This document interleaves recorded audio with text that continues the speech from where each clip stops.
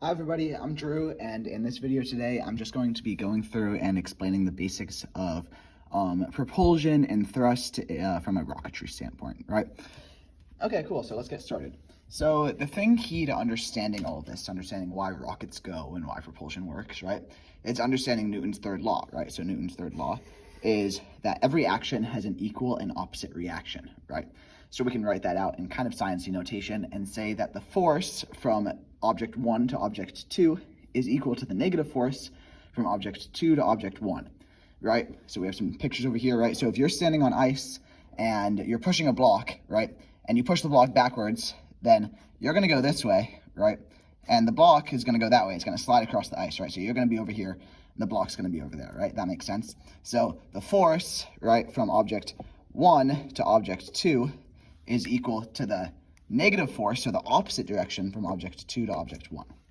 Right, so that makes sense. You guys are going to go in the opposite direction. If you push the mass that way, you'll go that way, and the block is being pushed that way, so you'll go that way, yeah. Okay, cool. So in terms of rocketry, there's some stuff that we need to understand. So basically, in order for Newton's third law to work to help us propel forwards, we need to essentially push mass out the back, right? So in our little example up here, the person is moving because he's pushing mass this way, right? So if we want to go up, right, then we can push mass downwards, right? So if we want to go up, then we can push mass downwards. And so pretty much there's two components to the mass that is being pushed out of the rocket that we care about, right? And so one is the mass outflow rate, right? So pretty much what that means is how much mass is going out of the rocket per second, right? So its units are kilograms per second, right? And then we have mass exit velocity, right? And this is how fast that mass is going, right? So this is how much mass, and this is how fast. And so pretty much the force of a rocket is really simple. It's just the force, the T is thrust. So the thrust due to a rocket is equal to the amount of mass going out per second, right, times how fast the mass is going. And if you don't believe me, we can check our units real quick, right? So we know that the mass outflow here is kilograms per second, and the mass exit velocity is meters per second, right? So meters per second times kilograms per second is equal to kilograms meters per second squared, which we know to be the unit of newtons, right? So that checks out. These two times each other are equal to force. And so we can see our example over here, right? So the amount of mass times how fast it's going downwards, and the rocket therefore goes upwards because of Newton 3. Cool. So unfortunately, due to this thing called conservation of energy, which pretty much means that energy cannot just appear out of nowhere and it can't just go into nothingness, right? So the amount of energy in a closed system is always going to stay the same. Due to this, we can't just launch kind of infinitely upwards, infinitely fast, right? So if we want to have a lot of mass outflow rate, right? So a lot of mass going out per second, it means it's really hard to get that mass to go really fast out of the rocket, right? So if our mass outflow rate goes up, our mass exit velocity has to go down, right? And it works the opposite way too. If we want our mass to go really, really fast, it's hard to make a lot of mass move really fast, right? So the faster we go, the harder it's going to be to get more mass to go that speed, right? Okay, cool. And we'll talk about that a little bit more later when I cover the differences between electric propulsion systems and chemical propulsion systems.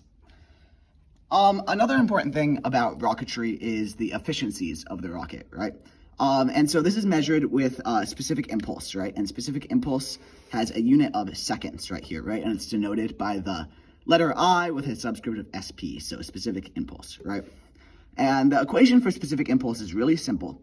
It's just the force, so the force right here, right, times the mass outflow rate, so that's this thing up here, force over the mass outflow rate times the acceleration due to gravity, right? So pretty much what this is saying is, amount of mass times an acceleration is equal to a force, right? So we have a force over a force, and in this case, the force is pounds, right? So pretty much what it's saying is how much force you get from a rocket per pound of fuel, right?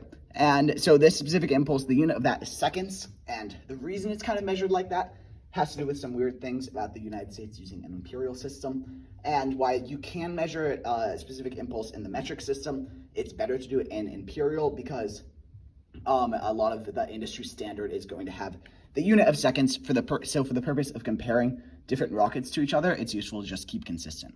So pretty much what specific impulse is, just really basically, is the amount of force you get per the amount of propellant in a rocket, right?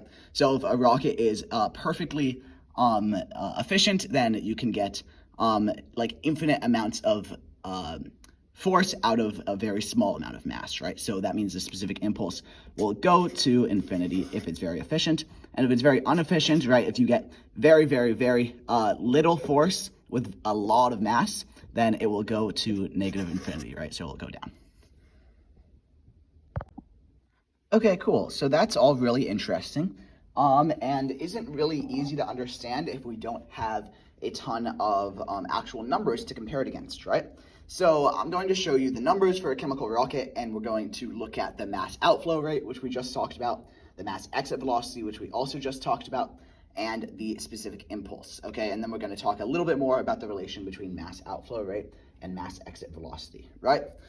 So let's actually start there. So for chemical rockets, right, basically what you have is, as we talked about just a little bit ago, because of conservation of energy, you can't have both the mass outflow rate and the mass exit velocity be very high. If one goes up, the other is generally going to have to come down, right? And so in a chemical rocket, the mass outflow rate is really, really high, and the mass exit velocity is really, really low. And I'll give you a comparison next from an electric propulsion system to kind of be able to see how big a chemical rocket's mass outflow rate is and how small the mass exit velocity is. So we're going to be talking about the Rocketdyne F1, and the Rocketdyne F1 is what the Saturn V engine is made out of. So there's 5 Rocketdyne F1 engines inside the Saturn V booster, right? And so the mass outflow rate for the Rocketdyne F1 is 2,578 kilograms per second, right? So that's the unit kilograms per second we were talking about. That's a lot of kilograms, right?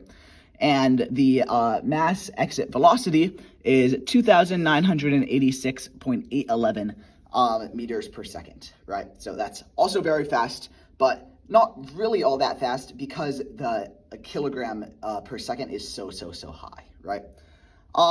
And so now we can equate, or we can calculate the amount of thrust from a Rocketdyne F1 just with these two numbers, right? Because as we explained before, all we have to do is multiply the mass outflow rate times the mass exit velocity, right?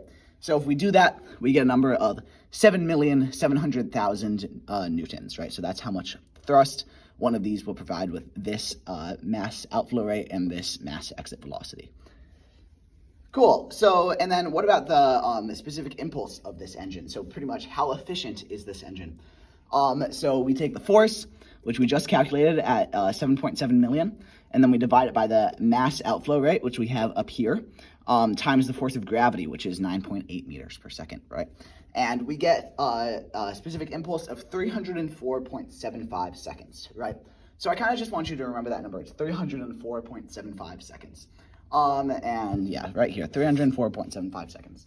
And so that's the efficiency of the engine, but it's kind of hard to know what efficiency even means without having something to compare it against. So I'm just going to tell you right now that's not a very efficient engine. We're going to look at another engine that's a lot more efficient, but also has a lot less thrust, right? And this is an electric propulsion device called a magnetoplasma dynamic thruster. Okay, great. So we're going to do the same exact thing, but for the magnetoplasma dynamic thruster this time, right? And so in electric propulsion devices, right, you tend to have a much lower mass outflow rate and a much higher velocity or mass exit velocity, right? And so pretty much here we have the numbers. The mass outflow rate is 0.0005 kilograms per second, and that's compared to the previous 2,500 kilograms per second of the chemical propulsion system. And we have a mass exit velocity of 20,000 meters per second, right, which is faster than the chemical rocket propulsion system by about a factor of 10. And so we can calculate the thrust of this engine as well, right? And so we have the mass outflow rate times the mass exit velocity, and it's equal to 10 newtons, right? So 10 newtons is a lot smaller than 7.7 million newtons, right? But these kinds of engines still have a really important use because of the specific impulse, right? So let's calculate the specific impulse next, the efficiency. So right here we can see the specific impulse is equal to the force, so 10 newtons, divided by the mass outflow velocity, right? So you can see this is important. The mass outflow rate is really, really small. So we're dividing by something smaller, so we're going to get a higher number, right? Times the force of gravity. And so we get a specific impulse, an efficiency of 2,040 seconds, right?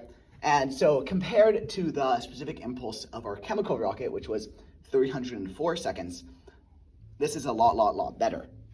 So I'm going to make a whole video on this, and you should go watch that. I'm also going to put it up on the same channel.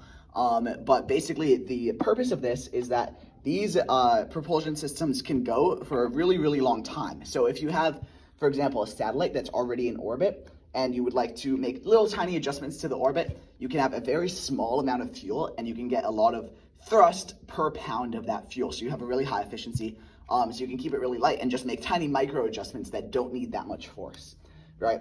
But for launches, we still need to use things like chemical rockets, because even though they're inefficient, they create a lot of thrust. Thank you for watching this video. You should go check out the other ones. I'm going to make one on magnetoplasma dynamic thrusters and one on ion drives, and those should be really cool. Thanks, and I'll see you next time.